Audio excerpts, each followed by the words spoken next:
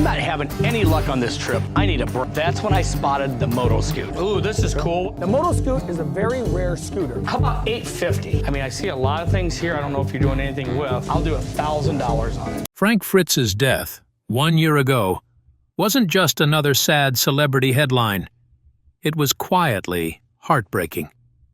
For years, he felt familiar, almost like someone we knew, showing up on screen and bringing comfort through nostalgia. But away from the cameras, Frank was struggling in ways most people never saw. As his health declined and personal battles grew heavier, the attention faded, and the support grew quieter.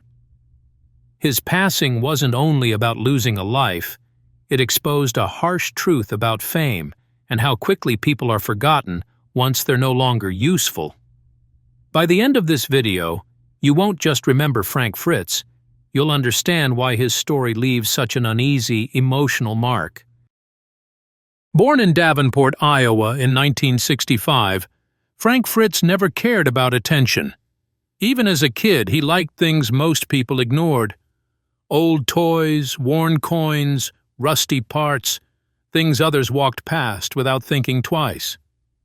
To Frank, these weren't junk. They had stories. Flea markets and yard sales became part of his life early on. He learned to slow down, look closely, and notice value on his own. It wasn't about money. It was about history and the people who once owned those items. Motorcycles were his first real love.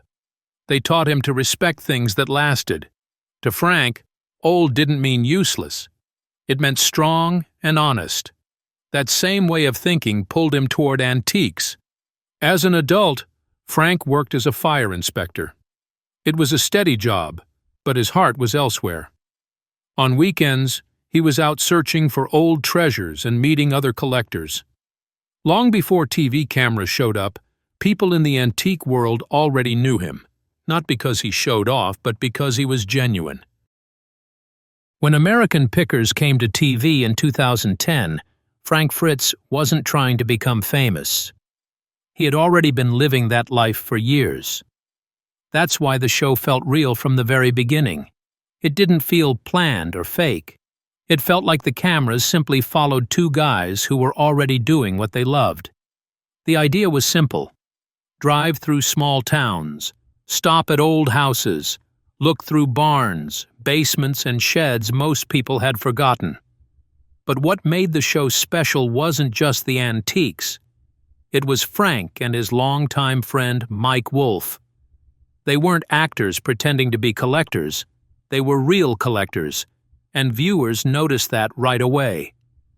Frank quickly became a fan favorite, not because he tried to be funny or flashy, but because he never tried at all. He was calm, honest, and fully himself. When he found something special, his excitement was real. When he listened to someone's story, he truly cared. Older viewers especially connected with him because he respected the past and believed old things still mattered. On screen, Frank and Mike balanced each other perfectly. Mike handled most of the talking and deals, while Frank brought deep knowledge. He knew motorcycles, small collectibles, and details others missed. He didn't rush. He wanted to know where an item came from and who owned it before. That made each find feel personal, not just valuable. Frank often said the show wasn't about money, and people believed him. His joy came from discovery, not profit. It was the same joy he had as a kid searching flea markets. That honesty is what kept viewers watching year after year. For many fans, the best years of American Pickers will always be the years Frank Fritz was there. Quiet, genuine, respectful. He didn't sell nostalgia, he lived it. And that's why people still remember him, not just as a TV star, but as the heart of the show. Despite becoming a familiar face on American Pickers, Frank Fritz never truly lived like a television personality. And that contrast matters, because it explains everything that comes next in his story. As his popularity grew, Frank became even more protective of his personal life. He wasn't hiding anything dramatic. He simply believed some parts of life weren't meant for public consumption. Relationships, private struggles, and health issues stayed firmly off camera. He was briefly engaged at one point, but he avoided turning his personal life into entertainment. For Frank, fame was a byproduct of his work, not the goal. Behind the scenes, he was dealing with something far more demanding than viewers realized. Frank had lived with Crohn's disease for decades. It wasn't new, and it wasn't easy. Long filming days, constant travel, physical labor, all of it took a toll. He spoke honestly about the condition when asked, admitting it made everyday life harder, but he refused to let it define him. That quiet determination earned him respect, especially from older viewers who understood endurance more than image. What most people didn't see was how pressure slowly built around him. Television success brought expectations, schedules, and scrutiny that clashed with his naturally private nature. Friends later described periods when Frank pulled inward, less social, more isolated, not out of arrogance, but due to exhaustion. The version of Frank audiences loved was real, but it wasn't the whole picture. Still, through illness, anxiety, and growing distance from the spotlight, one thing never changed: his connection to antiques, history, the hunt. Those weren't TV props. They were the foundation of who he was long before cameras arrived. And as the years went on, that difference between the man and the image became harder to ignore. Because this phase of his life wasn't an ending. It was the pressure point. The moment where personal limits began colliding with public expectations, and that collision would soon change everything about Frank Fritz's path forward. As Frank Fritz became a familiar and comforting presence on American Pickers, the version viewers saw on screen only told half the story.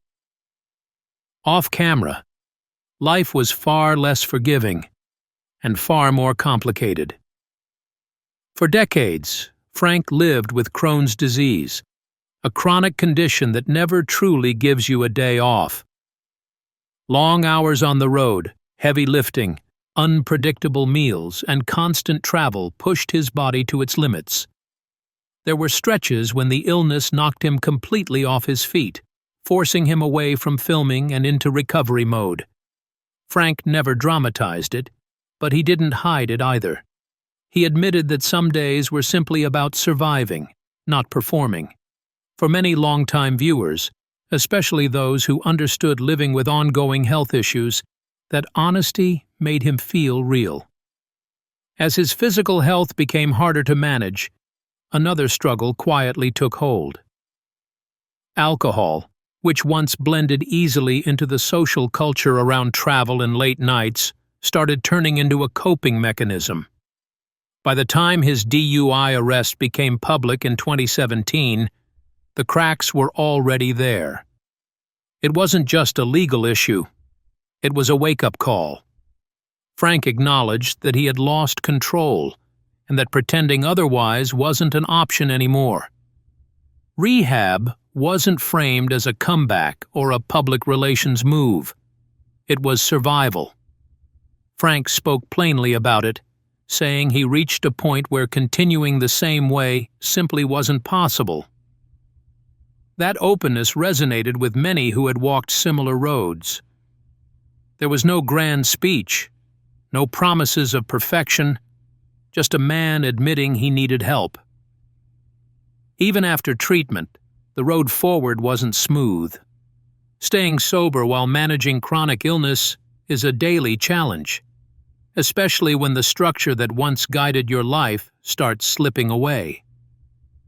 Frank tried to steady himself, focusing on health, routine, and distance from the chaos that had slowly worn him down.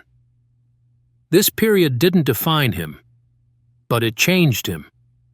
and it set the stage for what would come next. Because these struggles weren't happening in isolation, they were quietly reshaping his place on the show, his relationships, and his future. The story doesn't stop here.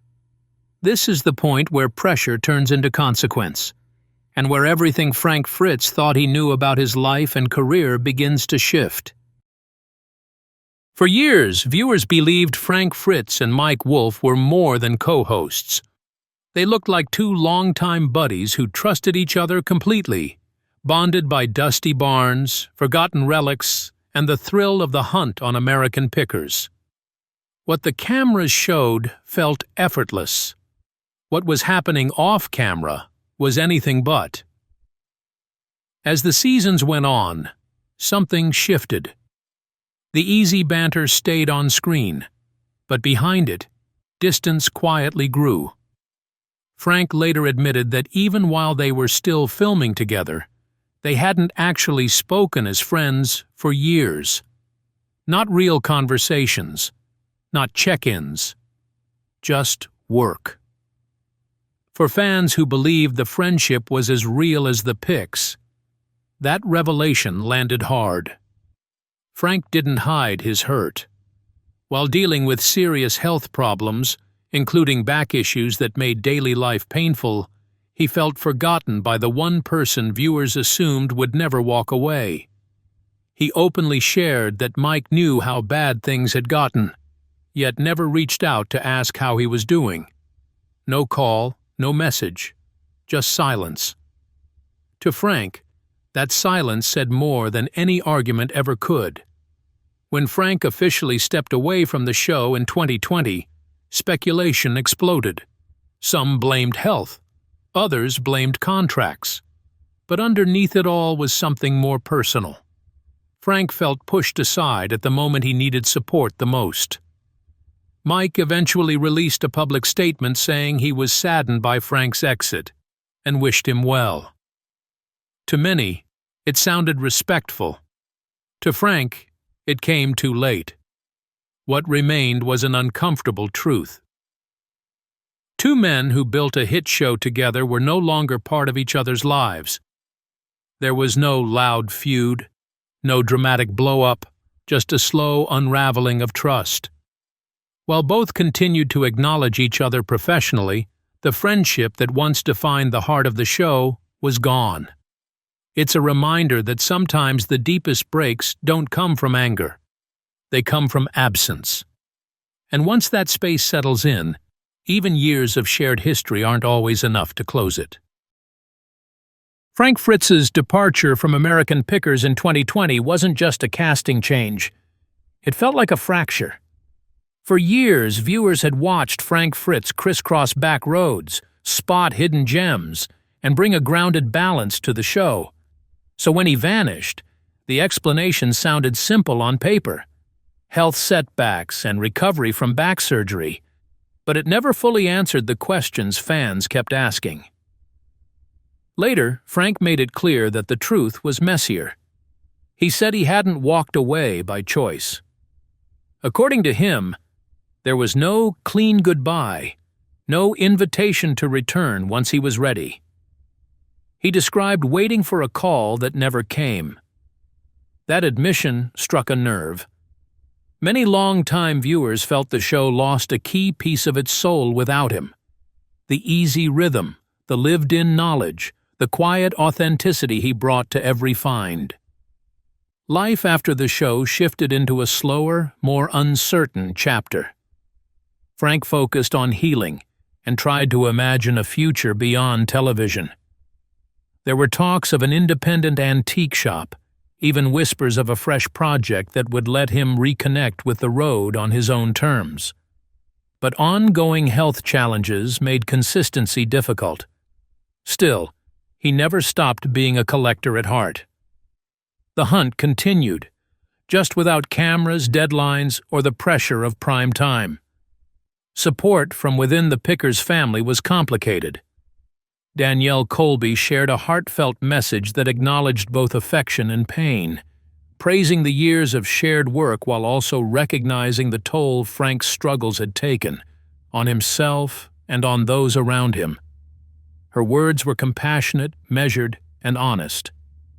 Others, including Mike Wolfe, kept their comments restrained, underscoring how layered the situation had become. Through it all, fans stayed loyal. Messages poured in hoping for a return, or at least a new path that would bring Frank back into view. That comeback never fully arrived. Health and personal battles kept interrupting momentum, and time moved on without resolution. Frank's exit marked more than the end of a role. It closed a chapter for the show itself. Many viewers felt the spark dimmed after he left, a reminder that chemistry isn't interchangeable. When the cameras stopped rolling, what remained was a quieter truth. Some partnerships can't be replicated, and some departures leave an echo that never quite fades. The news landed heavy. On September 30th, 2024, Frank Fritz passed away, and for many longtime viewers, it felt unreal. This wasn't just the loss of a television personality. It felt like losing someone familiar, someone who had been part of living rooms for years. By that point, Frank's health had already been fragile for a long time. In July 2022, he suffered a severe stroke that changed everything. Recovery was slow, uncertain, and incomplete. The energetic collector people remembered was gone, replaced by a quieter, more vulnerable version fighting simply to hold on. In his final months, Frank was under hospice care, surrounded not by cameras or crowds, but by silence and medical routines. His manager later confirmed that complications from the stroke ultimately took his life. There was no dramatic ending, no final appearance, just a slow fading after years of physical strain, illness, and exhaustion. For fans who had watched his highs and lows, the ending felt painfully understated. One of the most emotional responses came from Mike Wolfe, Frank's longtime co-host and complicated former friend from American Pickers. In a rare public message, he admitted he had stayed quiet about Frank's condition for over a year. He wrote that there was far more happening behind the scenes than people realized, and asked others to pray for his friend. It wasn't polished. It wasn't performative. It sounded like someone carrying regret, grief, and unfinished conversations. Their relationship had gone through distance, misunderstandings, and silence, but in the end, those divisions felt small compared to the weight of loss. Frank's death closed a chapter that had already been unraveling quietly for years. What remains now isn't just the memory of a show or a career, but the image of a man who lived hard, loved old things deeply, and paid a heavy personal price along the way.